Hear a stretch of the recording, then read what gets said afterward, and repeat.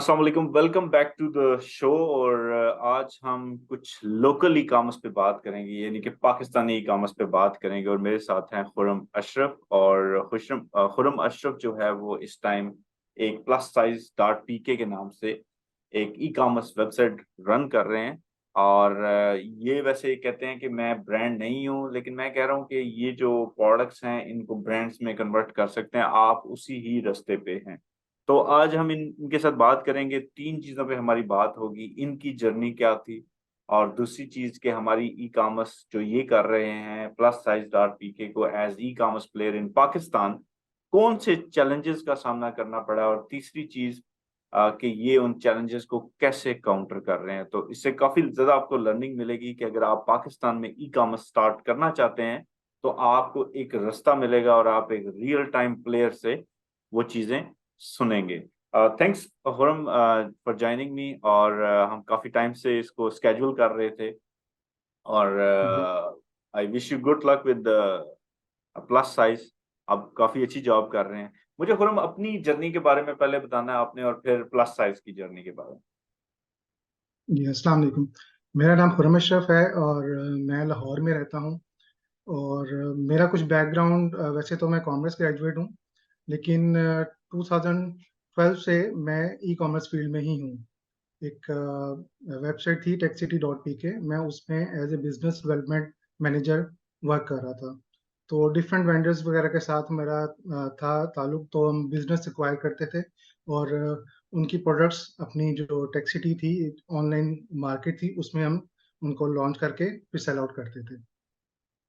फिर 2018 में मैंने इसको लॉन्च किया था, प्लस साइज डॉट पीके को।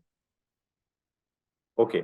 सो प्लस साइज डॉट पीके का जो आइडिया था, क्योंकि इट्स वेरी यूनिक आइडिया, जो व्यूवर्स एंड लिसनर्स हमें सुन रहे हैं देख रहे हैं, तो उनको मैं बता दूं प्लस साइज पीके जो है वो उसका आइडिया ये है कि जो जितने भी प्लस साइजेस होते हैं, जो कि आम आपको पाकिस्तान में renowned brands, let's say breakout, आप चले जाते हैं आउटफिटर, आपको प्लस साइजेस नहीं मिलते, extra large, double extra large.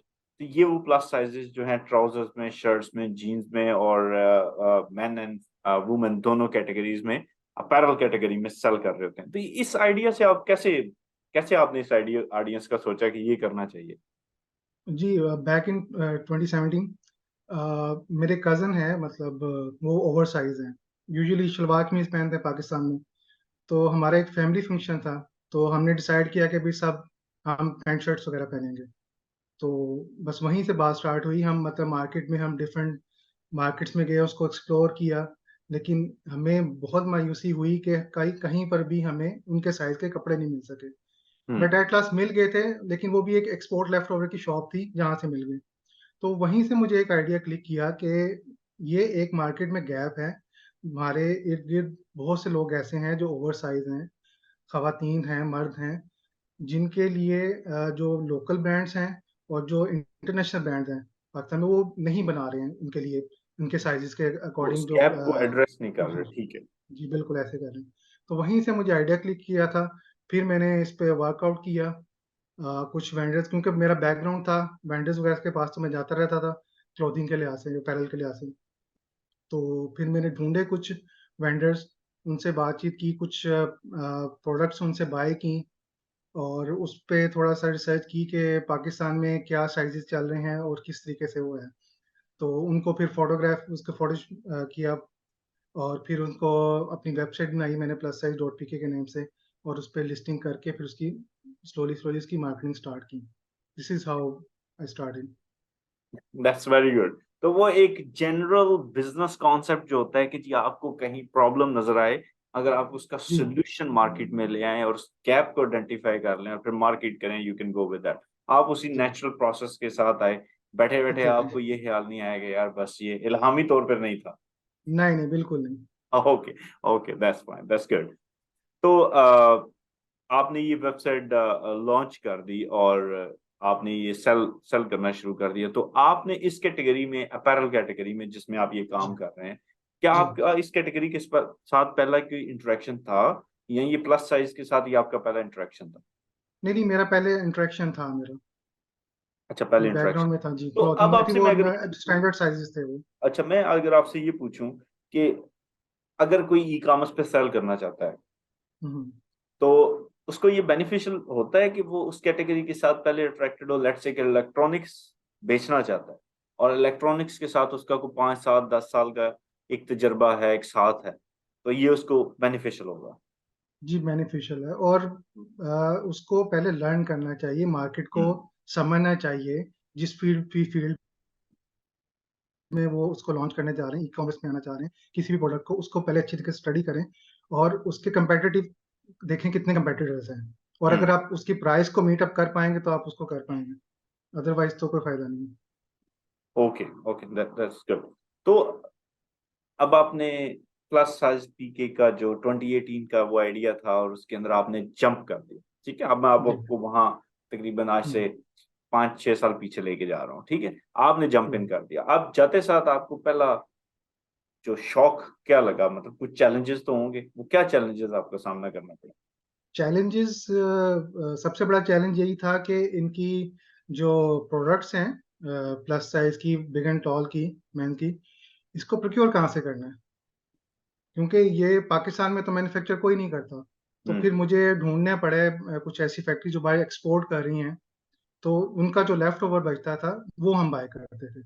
और वो भी इतना इजीली नहीं है आपको जाके फैक्ट्री से कॉन्ट्रैक्ट करना डायरेक्टली जाके, क्योंकि उनकी तो बाइंग बहुत ज़्यादा बड़ी होती है। मतलब जितना भी लेफ्ट ओवर स्टॉक होता है वो बाय करना पड़ता है। इनिशियली तो मेरे पास इतना बजट नहीं था, तो फिर मैंने वो बाइज ढूंढे जो उनसे बाय कर रहे थे, वेंडर्स ढूंढे मैंने। तो फिर उन वेंडर्स से फिर मैंने बाय करना शुरू किया। तो ये ठीक है। सबसे बड़ा अब चैलेंज था कि प्रोडक्ट प्रोक्योरमेंट कैसे होगी और अच्छी प्राइस में कहाँ से होगी। Yes, that was the biggest challenge, क्योंकि सोर्सिंग आपका बिगेस्ट चैलेंज होता है। और जी। आपका जो मुझे समझ आ रही है वो ये था कि आपका जो एमओक्यू था, मिनिमम ऑर्डर क्वांटिटी थी, वो इतनी कम थी कि आप डायरेक्टली फैक्ट्री के साथ जो लेफ्ट ओवर मटेरियल था वो आप बाय नहीं कर सकते। तो आपको मिडल ग्राउंड पे जाके एक मिडल पर्सन जो है उसके साथ कांटेक्ट करना पड़ा। तो ये पहला एक बड़ा चैलेंज था।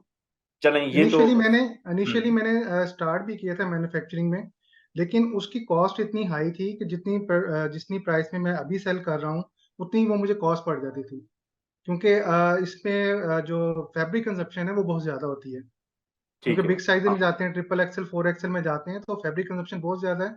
तो उसकी वजह से उसकी कॉस्ट भी हाई होती है। तो यहाँ पर हमें इसीलिए मैंने एक्सपोर्ट लेफ्ट ओवर की प्रोडक्ट्स को प्रेफर किया, क्योंकि उनकी प्राइस अच्छी मिल जाती है और कस्टमर को फिर हम वो अच्छे तरीके से डिलीवर कर पाते हैं। तो आप तो ये इस टाइम बड़ा क्लियरली टिप दे रहे हैं, जो लोग इस पॉडकास्ट को सुनेंगे, देखेंगे वीडियो को, कि जी बहुत सारी कैटेगरीज में पाकिस्तान में मैन्युफैक्चरिंग हो रही है और उसके एक्सपोर्ट्स लेफ्ट ओवर के साथ क्या हो रहा है, क्या वो ई कॉमर्स साइट पे आ भी रहा है या नहीं आ रहा।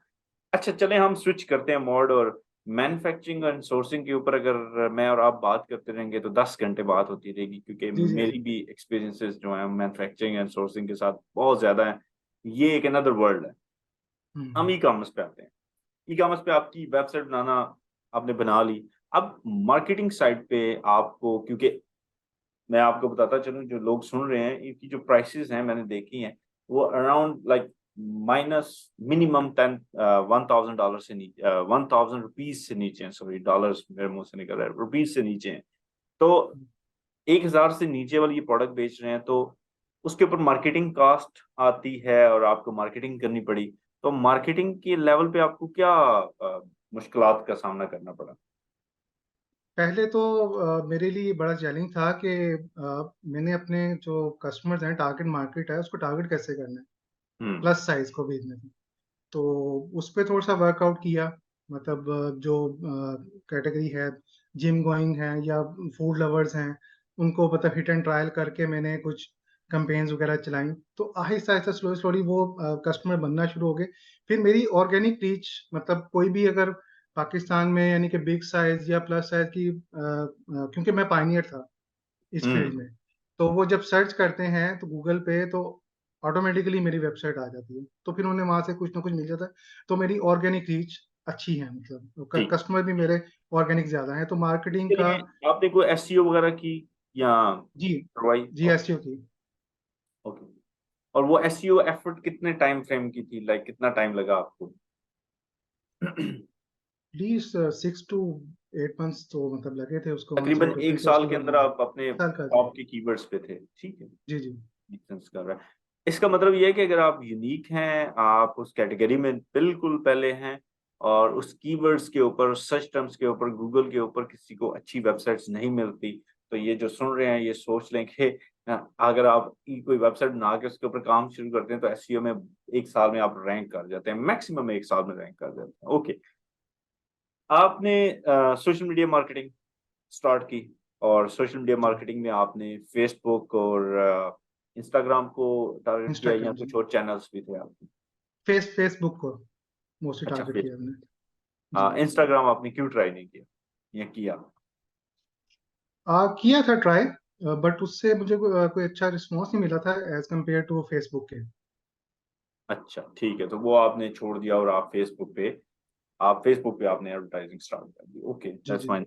तो इनिशियली आपका एक कम बजट होगा और आपने उस बजट को विद द टाइम इम्प्रूव किया होगा, जी जी। और आपको अपनी प्रोडक्ट की जो कैटेगरीज थी, लेट्स से कि मैन एंड वुमेन, उसके अंदर आपने फिर डेमोग्राफिक और एज, ये ग्रुप सेट किए कि यार ये एज है जिसे मुझे टारगेट करना है, और मैं जी। ऐसे इसको टारगेट करूँ। अच्छा, एडवर्टाइजिंग के ऊपर आप खुद काम करते रहे, या आपने इनिशियली शुरू से ही किसी को हायर कर लिया, या किसी एजेंसी को हायर कर लिया?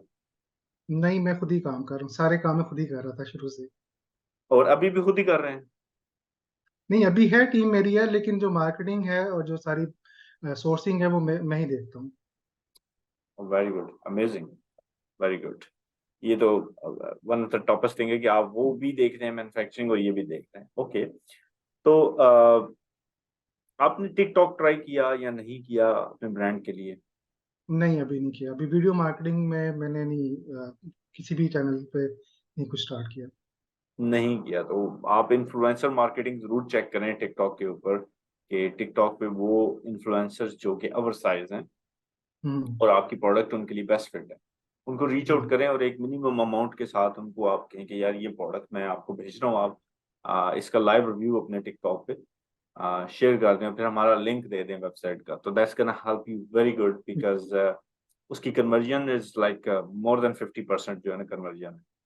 हम्म। तो ये, you can do that, I am doing this from last like two right. Three ठीक है। तो अच्छा सर, क्या समझते हैं कि पाकिस्तान में जो ये प्रॉब्लम है पेमेंट मेथड्स और सीओडी, आप सीओडी ही कर रहे होंगे ज्यादा, जी। तो इनके चैलेंजेस क्या है? एज फार एज मुझे प्लस साइज डॉट पीके पे तो ऐसा कोई कंसर्न नहीं रहा, क्योंकि मेरा जो मेरी एक जो नीश है ना, स्पेसिफिक, ये जो प्रोडक्ट्स हैं ना मेरी, उनकी नीड है। तो वो हम्म। मुझे बैंक ट्रांसफर यानी फ्रंट मतलब पेमेंट भी कर देते हैं, ट्रांसफर भी कर देते हैं, और कैश ऑन डिलीवरी पे भी ले लेते हैं। मैं आपको अब एक बात बताऊं कि मेरी अभी तक जो डिलीवरी सक्सेस रेशियो है 99% है। Amazing, which is 99%। जी। इज अनबिलीवेबल, बिकॉज पाकिस्तान में तो सीओडी, जब मैं किसी ई कॉमर्स सेलर से बात करता हूँ तो वो सबसे पहले ये बात कहते हैं कि रिटर्न्स बहुत हैं, सीओडी इश्यूज हमारे बहुत ज्यादा हैं। ये पहले मैं किसी से बात कर रहा हूँ जो कह रहा है नहीं मेरी 99% है। इसका मतलब है कि आपकी रीजन सबसे बड़ी क्या है, जो सुन रहे हैं लोग उनके लिए ये है कि इनकी, जो मैंने फिगर आउट किया है, इनकी मार्केटिंग स्ट्रेटजी बहुत स्ट्रांग होगी। उसकी रीजन ये है कि जिस ऑडियंस को ये अपनी एड सिखाते हैं, जिस ऑडियंस को ऑर्गेनिक रीच देते हैं, वो ऑडियंस जब इनकी वेबसाइट पर लैंड करती है, वो एक जर्नी है, वो बाय करती है, तो जर्नी का अनदर स्टेप है। जब डिलीवर होता है तो वो जर्नी का एंड स्टेप होता है, अभी भी एंड नहीं है, रिव्यू दे सकता है, बट वो एंड स्टेप ही होता है। अगर जी। उसमें कहीं ब्रेकेज है और रॉन्ग फनल में लोग आ रहे हैं कि वो उनको प्रोडक्ट ही नहीं चाहिए, और वो उन्होंने समहाउ देख के बाय कर ली मिसलीडिंग टाइप तो तौर पर, तो फिर वो सीओडी वापस होती है। तो मोस्टली आपकी मार्केटिंग इश्यूज होते हैं वो जो एंड पे आपको सीओडी इश्यूज आते हैं, तो इनकी marketing strategy would be strong, I I can see that. तो सर, आप प्लस साइज के लिए क्या समझते हैं कि इन्होंने अपनी मार्केट पाकिस्तान में फुली आपने कैप्चर कर ली है, या अभी स्टिल मार्केट है जो कि अब आपको कैप्चर करनी है, और आपको नहीं सर, देख के अभी कंपटीशन भी आ गया होगा? जी है, कंपटीशन भी है।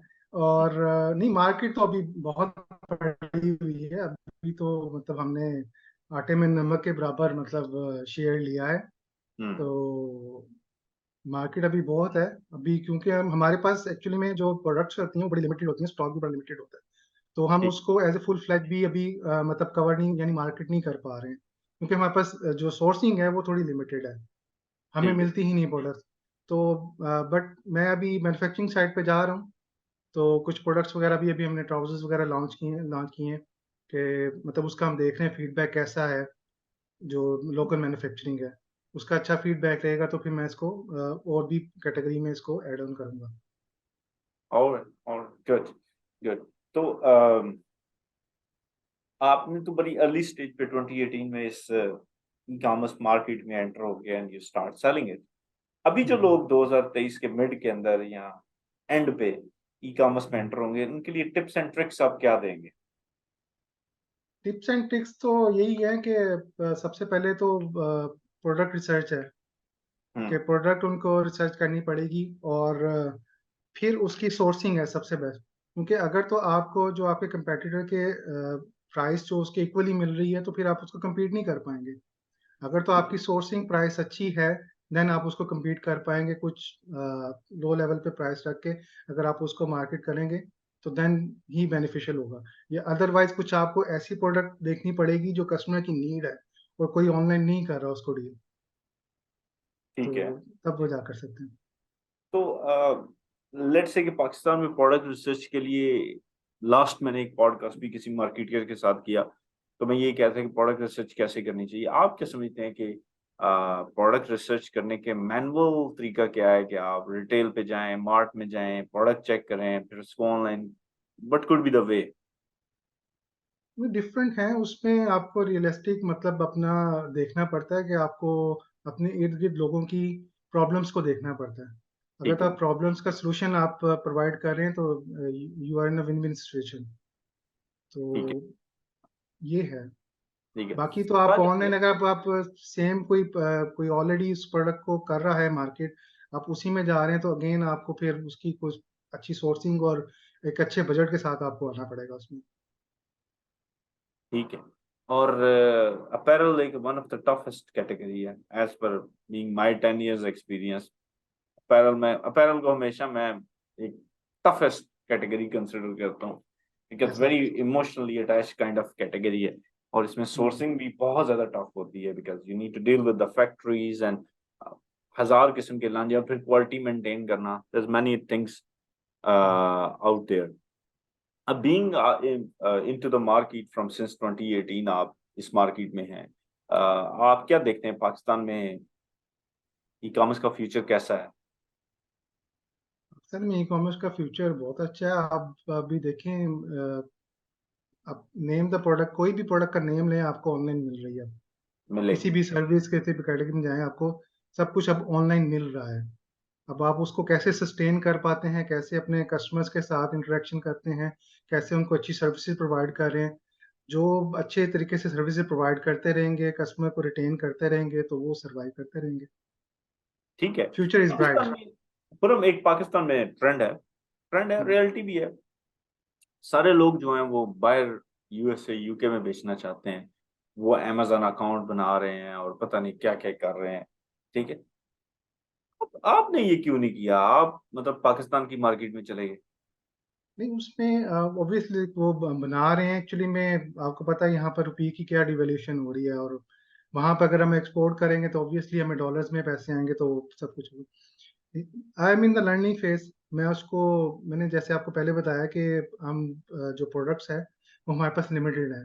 तो मेरा नेक्स्ट प्लान है कि मतलब मैं बेसिकली जो गल्फ की मार्केट है उसको टारगेट करूंगा अपने नेक्स्ट मतलब फेज में। अभी फिलहाल मैं पाकिस्तान में को ही कवर कर रहा हूँ, लेकिन नेक्स्ट फेज मेरा प्लान है कि गल्फ में मैं उसको स्टार्ट करूंगा। फिर उसमें एक प्रॉब्लम आती है, आपकी जो लॉजिस्टिक कॉस्ट है वो हम्म। बहुत ज़्यादा है। बहुत यानी ज्यादा। आप सपोज के एक टी शर्ट है आप 1000 रुपीज की है, अगर हम्म। उसको मैं अब सेल आउट करना चाहूंगा तो उस पर 3000 रुपीज तो उसके चार्जेस हैं, यस। लॉजिस्टिक चार्जेस हैं। अब उसको यस। मैं तो कैसे कैटर करूंगा? आप उसको कॉस्ट इफेक्टिव अप्रोच में सेल नहीं कर पाते, बिकॉज जो लॉजिस्टिक्स कॉस्ट इतनी ज्यादा इन्वॉल्व है, फिर आपको वहाँ जो बिजनेस रन टू बिजनेस की जो कॉस्ट है वो भी बड़ी ज्यादा है। तो इसलिए जी। आपने पाकिस्तान में स्टार्ट किया। लेकिन ये मैं आपको एक बात बताऊं, मैं ऑलवेज यही एडवाइस करता हूँ हर किसी को यार, कि आप लोकल ई कॉमर्स में थोड़े से पैसे डाल के एक छोटी सी वेबसाइट बना के कुछ बेचना सीखो पाकिस्तान में। यस। और फिर इसके बाद आप जब वहाँ कुछ अपनी सक्सेस क्रिएट कर लो, टफ टाइम देख लो, थोड़ा समझ लो, सप्लाई चेन को समझ जाओ, आप मार्केटिंग को समझ जाओ, आप थोड़ा सा जरा रिटर्न रेट और ये सारी चीजें, मैनी थिंग्स, और फिर थोड़ी को छोटी मोटी टीम मैनेज कर लो, फिर उसके बाद आप जो है वो why not Gulf, why not US, why not UK, आप बिल्कुल एग्जैक्टली उसी ट्रैक पे हैं। इसलिए मैं चाह रहा था कि मैं आप जैसे किसी बंदे को लाऊं इंटरव्यू में, एंड हम एक कन्वर्सेशन करें। By the way, I really like the products you have on the plus size, और it's very good effort you are putting. और एक चीज जो आपने वहां की हुई है वो ये है कि आप बहुत ज्यादा कॉस्ट इफेक्टिव हैं। लेट्स से कि आज के जी। टाइम में अगर कोई बाहर जाए और जाके एक नॉर्मल सी शॉप से भी अगर एक ट्राउजर खरीदे ना, तो वो उसको 700-800 रुपीज का नहीं मिलेगा प्लस साइज में, but you are selling it. Exactly. तो ये आप इस मार्केट को टैप इन कर रहे हैं। एंड पे कोई टिप एंड ट्रिक्स आप देना चाहें, और फिर उसके बाद हम इस वीडियो को एंड कर देंगे। Tips and tricks for for the people who starts want starts e commerce, जो स्टार्ट करना चाहते हैं। ई कॉमर्स पे आने के लिए अगेन मैं वही कहूँगा कि अपनी जो प्रोडक्ट सर्च है, मार्केट को स्टडी करें अच्छे तरीके से, और अपने कंपेटिटर्स को देखें, और एक ब्रांड जब बनाएं तो फिर कस्टमर के साथ एक फुली अपने एक कोऑर्डिनेशन रखें, ताकि आप तक वही कस्टमर ही आपको आपका जो बिजनेस रन करके देंगे आपको। Make sense. Thanks for being with us. और वी विश, मैं विश करता हूँ प्लस साइज को कि वो पाकिस्तान का रनाउंड ब्रांड बने, बल्कि वो पाकिस्तान से बाहर भी जो है अपने फुट स्टेप्स पे खड़े होकर पाकिस्तान को रिप्रेजेंट करे। तो ये विजन आपका मुझे लग रहा है इतना बड़ा जरूर है। अपना ख्याल रखिएगा जी।